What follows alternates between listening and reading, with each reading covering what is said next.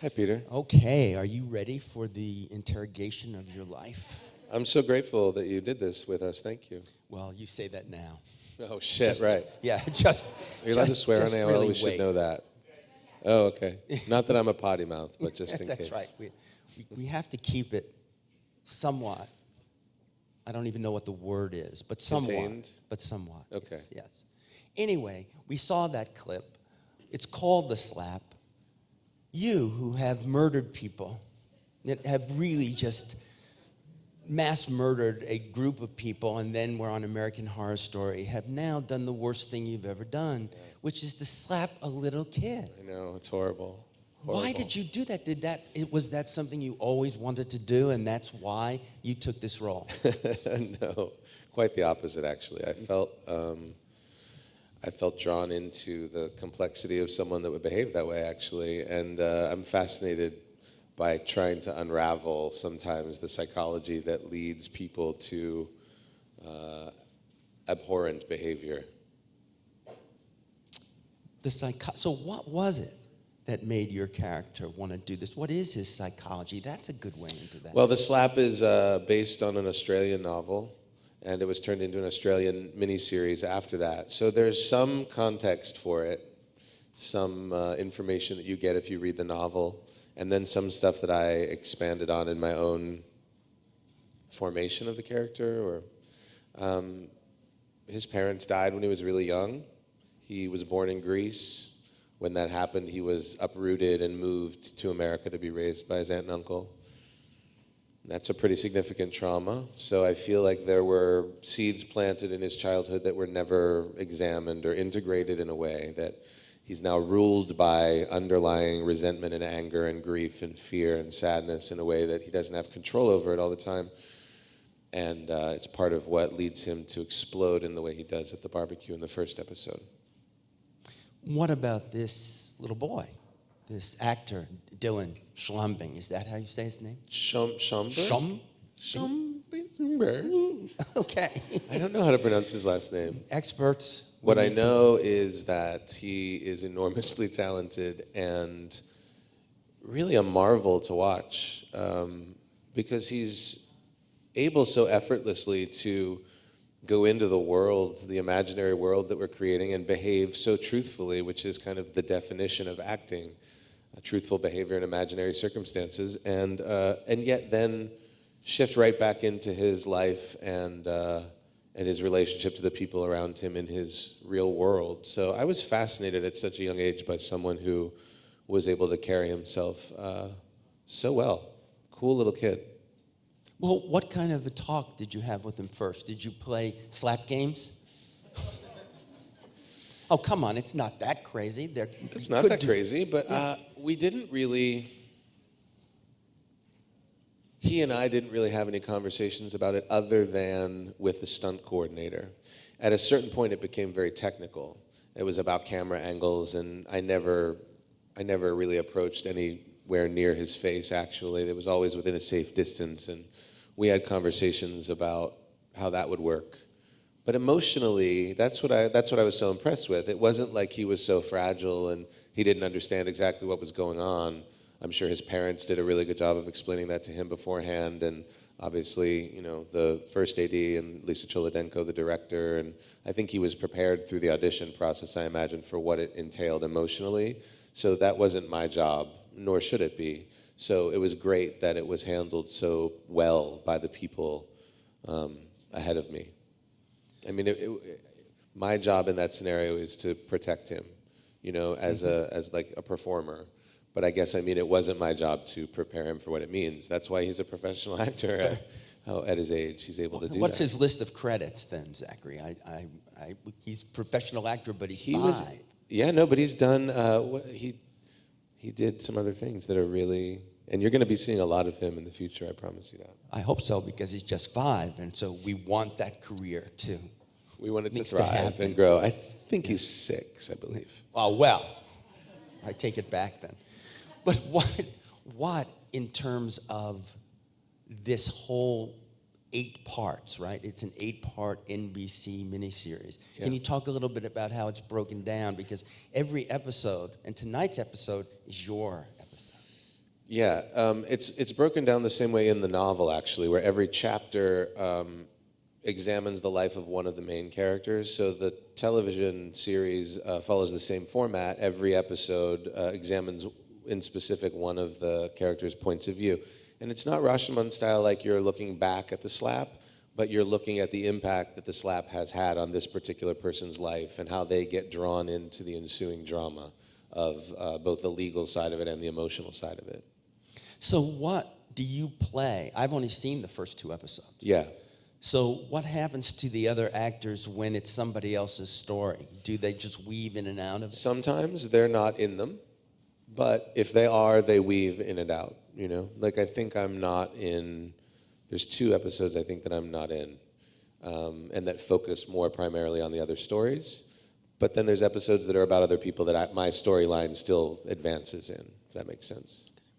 When you're shooting that barbecue scene, and we hate you from the outset, really. The minute you come in with that car and saying, where can I park this so it won't get jacked, we're not fond of you.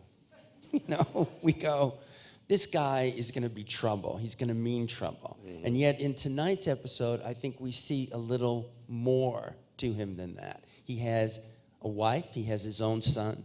He has his own, I think, true love for that boy who's older than this little boy. But how did you see him? Did you see him as a total monster? No, I didn't see him as a total monster. I saw him as someone who was really misguided and lost.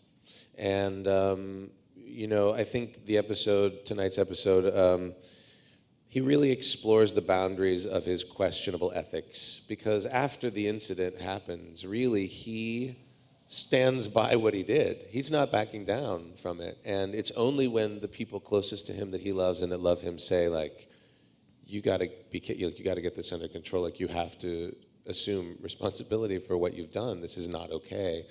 That he starts to recognize that, whoa, like it's kind of unfathomable that someone couldn't compute the error of this judgment. But he doesn't until he's actually confronted by it. And it stirs up all these conflicted emotions of ferocity and simultaneously vulnerability, and seeing himself in his son and seeing what he's handing over to his son. I mean, I think, you know, there are a lot of overarching themes that we're trying to touch on, and hopefully, you know, we've done that. There's a lawsuit, though. This is what happens. The parents of this boy are saying, you not only did this wrong thing, we're going to make you pay for it. Sure, they really, legally. yeah, they really do, yeah.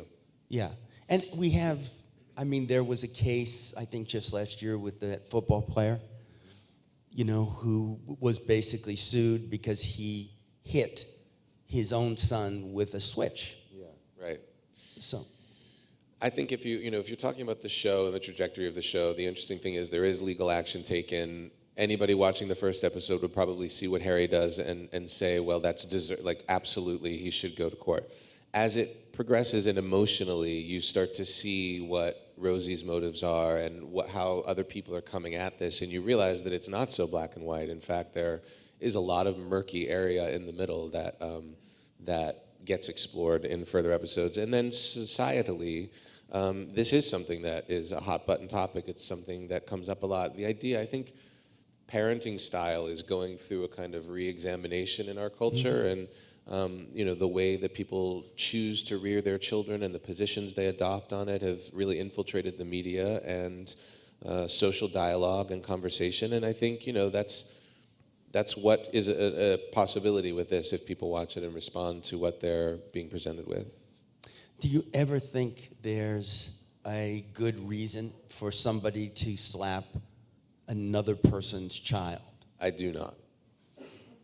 That was a very firm answer. Yeah. And were you ever slapped? Yeah. Really? Sure. Parents? Yeah.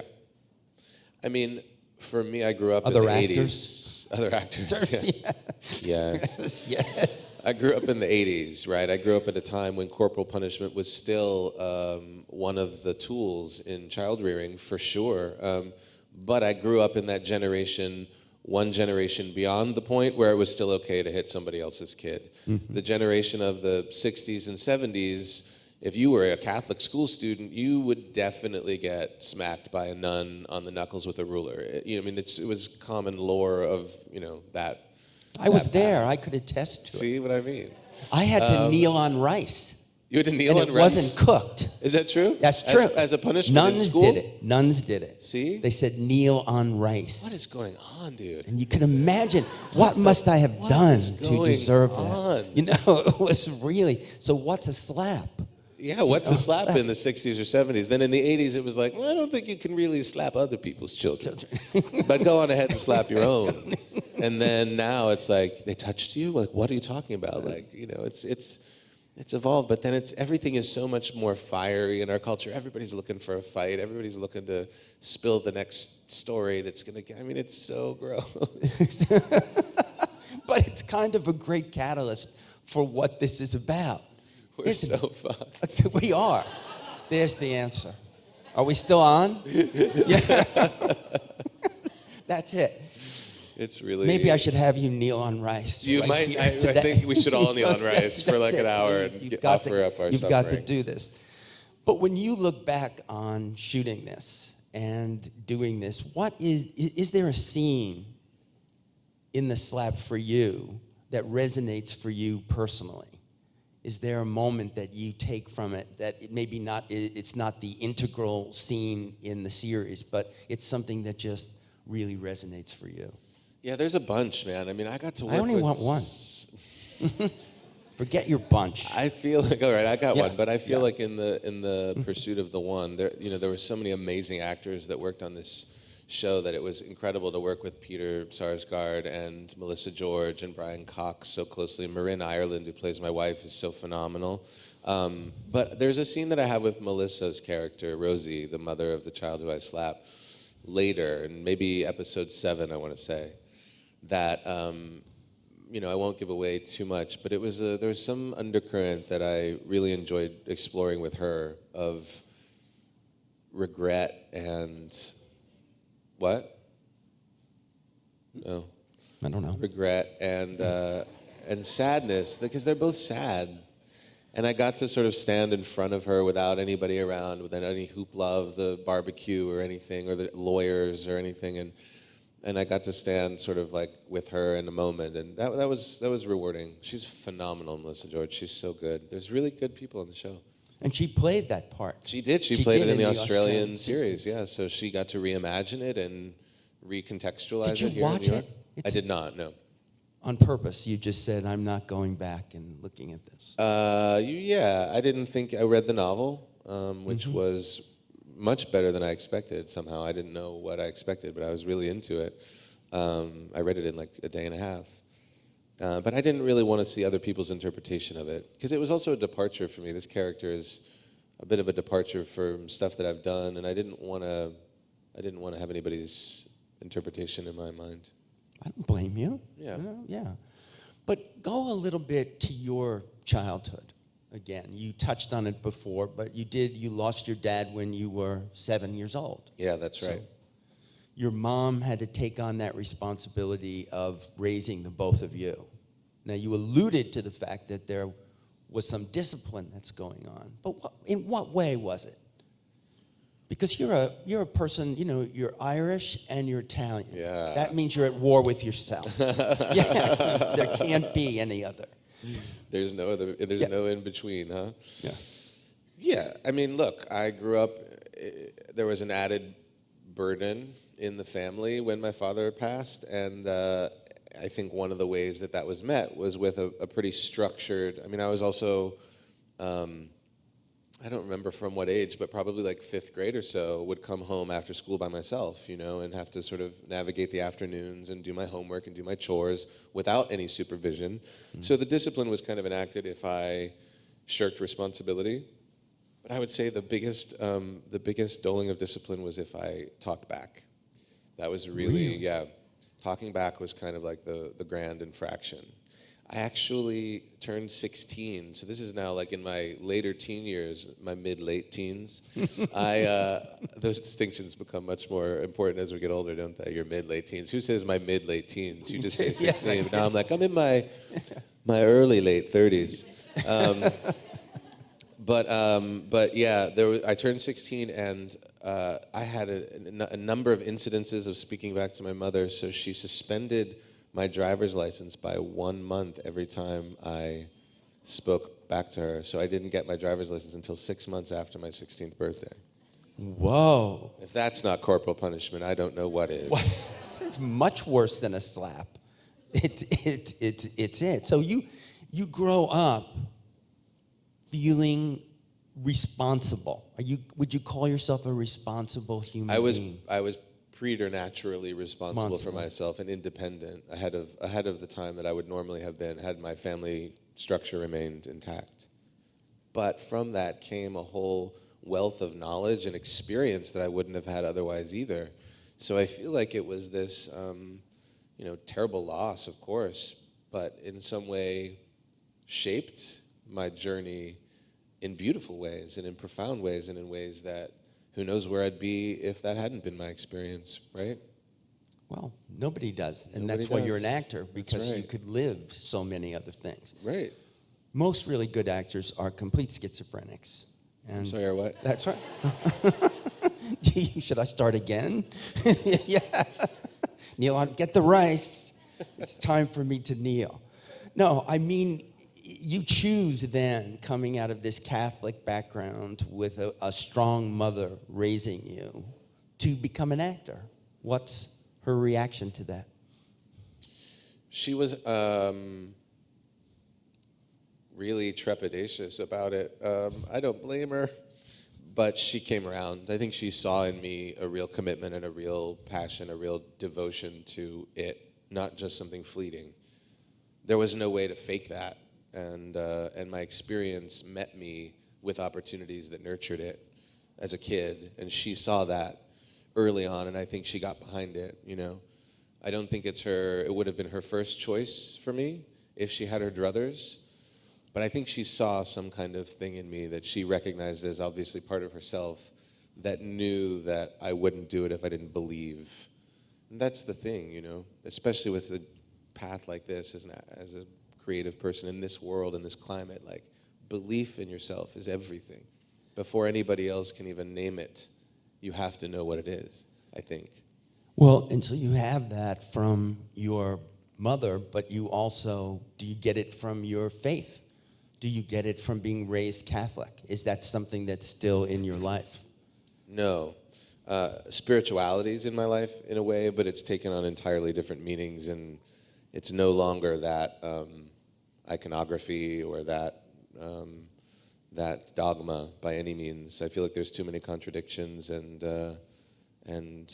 it doesn't speak to me.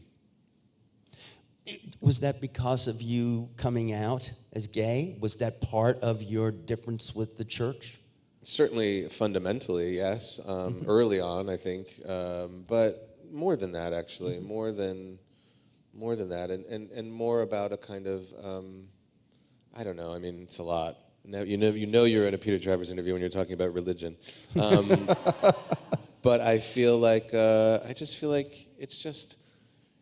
Spirituality for me just became about something that wasn't about a religious order of any kind, really organized religion. I find it the source of so much suffering in the world, really. I mean, it's structured as this thing in which people can find comfort and solace and peace. And yet it is the face and the name of so many bloody battles in this world, on this planet, that I don't know. For me, then, spirituality has to be about something else. Right? They're agreeing. All right. Yeah. Oh, since they're there, it's time. It's time to let the audience speak. Speak. You don't have to kneel on rice. You will not be punished. Nobody will be slapped unless we have some major fans of 50 Shades of Grey. Then Zachary will slap the first 5 people whose questions he likes the most. Do not offer that as an option. Yes, that's it, yeah. First of all, I'm a huge Trekkie. The Take of Spock changed my life. Secondly, as an actor who's played such a wide variety of characters, from a psychopath in American Horror Story to Spock to now this, how do you prevent yourself, especially as a gay man in Hollywood, from being typecasted into certain roles? Because you've done such an amazing job thus far in your career from doing that. I feel like you just answered your own question, though. I appreciate that. I mean, it is for me about doing as much different stuff as I can and not, I don't align my sexual orientation with my capacity as an actor in any way. They're entirely separate. I've proven that in the roles that I've played creatively. And it's not for me to prove in any other way, because that's a dialogue that I've already sort of asserted my position on. Other people have it in their own way, and that's totally cool. But for me, it's just about diversifying and defying expectations, including my own.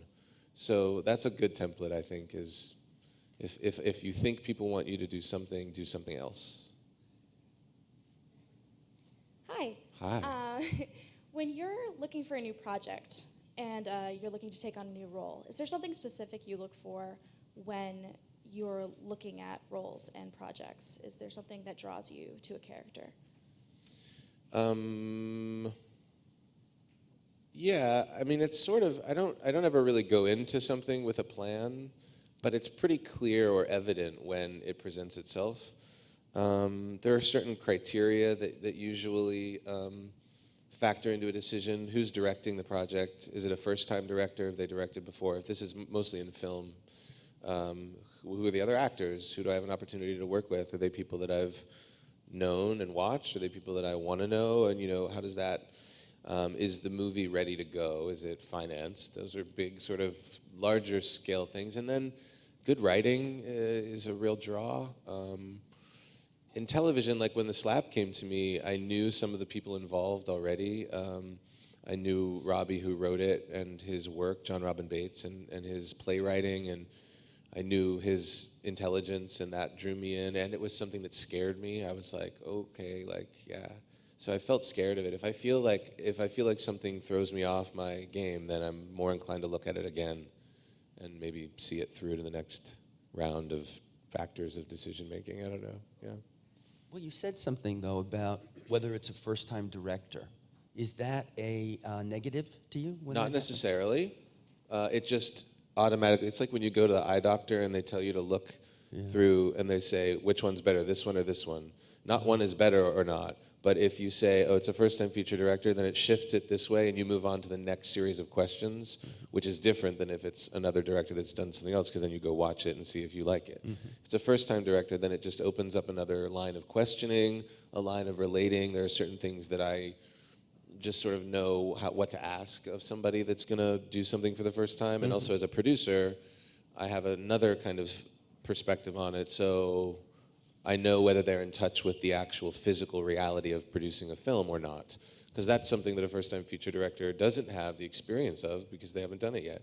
Yeah. So do they understand what it means to budget, to schedule, to work in this way? Do they get the nuts and bolts of it, or are they just an idea person? And if they're just an idea person, is their idea clear enough to translate into an aesthetic that you can see or understand? But it's a pause. It's something you need to consider. Had Orson Welles, had you lived in another generation, and he said, my first movie's going to be something called Citizen Kane, you may have Somebody may have heard of that, Yeah. Totally. Hi. Hello? Yeah. Hello. I'm a big fan. I got the privilege to work on The Slap maybe in November. And while I was on set, I saw you play the banjo. And what did you make you pick the banjo, and how long you've been playing? I picked up the banjo for the first time, I would say maybe 6 years ago. I was doing Heroes, and I was like, I want to learn how to play the banjo. And then that sort of lasted my brother actually bought me a banjo for Christmas, and I put it down in the corner of my house, and it stayed there for 4 years, and I didn't do anything with it, and I just never saw it through, and it would sit there, and it was really beautiful. And about 2 years ago, I said, I want to really actually do this, and I picked it up, and it was warped and ruined, and I couldn't play it anymore. But it sent me to the Guitar Center, and I bought a banjo that I've been playing ever since, and it's great. I love it so much. It's a really, really great instrument. And it's a great way to pass time on set.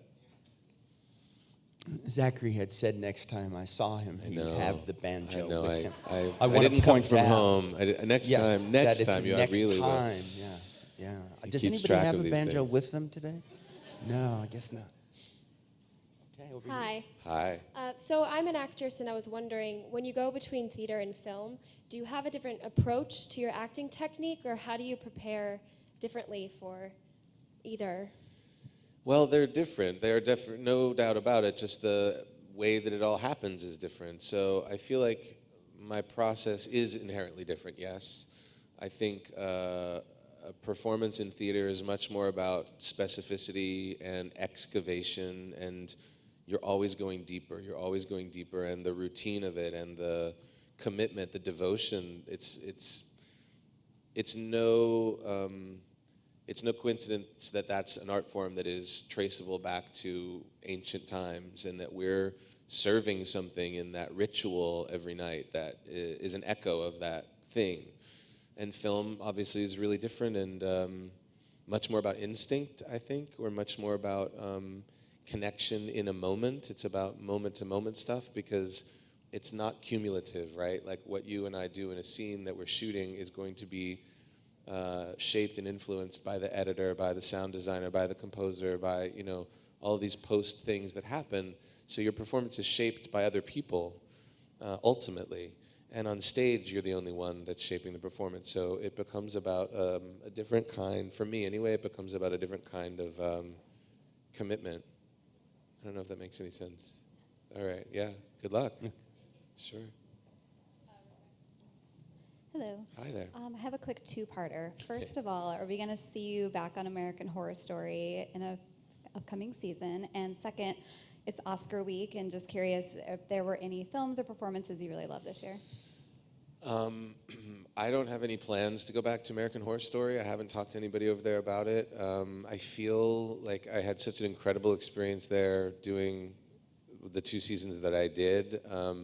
So I imagine it's evolving into its own thing now, and that's part of the joy of that show is you can bring people in and they have these great immersions, and then they go on to do other stuff, and you bring new people in, and sometimes they come back. I don't know. We'll see. No plans as of right now, and yeah, it's Oscar week. I think the only opinion that I have that's really strong about it, because there's a lot of great stuff, obviously, is I really want Eddie Redmayne to win for The Theory of Everything. As an actor, and I mean, first of all, he's a really great guy and just generous, and but as an actor, like that performance absolutely astonished me, and I just thought the specificity and the compassion and the nuance with which he crafted that was exactly what you should get an Oscar for. So I'd be disappointed if he doesn't win, but you know what? It doesn't really matter. It's just an honor Maybe to to him be. it does. Maybe to him it does. Yeah, maybe. We have time for one more question. All right. Hi. I'm a big fan of yours from Heroes. I was just wondering, what are your thoughts on NBC bringing back the show? Yeah. I'm super excited to watch it. I spoke with Tim Kring when they were pulling it together, and we talked about the possibility of me coming back to it, and ultimately I didn't feel like it was the right move at this point, creatively and otherwise, and he was incredibly supportive and understanding of that, and I'm thrilled that I'll get to see that world again and some of those characters again, and the new ones. I know my buddy Zach Levi is going over there, so there's another Zach to move things forward, and he's amazing, so I can't wait to see what he plays and what they do with it. I'm sure it'll be really cool. I'm excited. Yeah.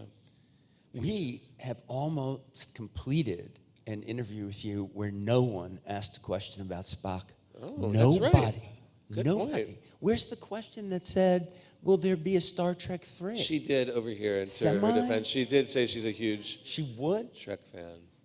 She did. What's the question now? No, not you. I was talking to Peter. I was putting Peter on the spot. Yeah, Star Trek. I play that role. You did play that role. I do. What is it? I'll end by saying, what is the role you played that's closest to you? What is the one that we can see that we'll really know who Zachary Quinto is?